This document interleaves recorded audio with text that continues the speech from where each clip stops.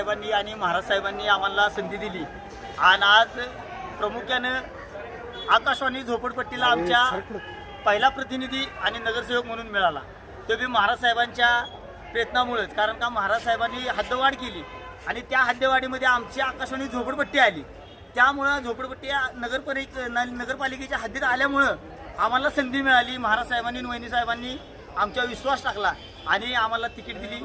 आज आकाशवाणीचा विजय हा बाबाराजेंमुळे झालेला आहे. महाराज साहेबांचं आणि वहिनी साहेबांचं मनपूर्वक आम्ही आभार मानतो. आकाशवाणी झोपडपट्टी एवढे विरोधक होते, तुम्हाला कसा चड्डू ठोकला तुम्ही?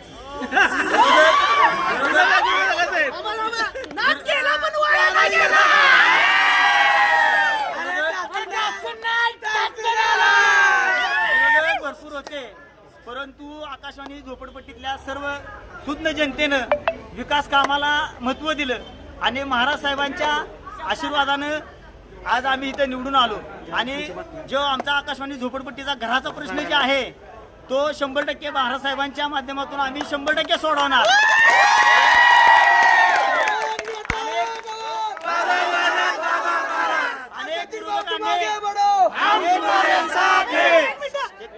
अनेक विरोधकांनी आम्हाला पाडण्यासाठी प्रयत्न केला, परंतु महाराज साहेबांनी जो आम्हाला शब्द दिलेला तो पाळला आकाशवाणीच्या झोपडपट्टीच्या सर्व लोकांनी. त्याबद्दल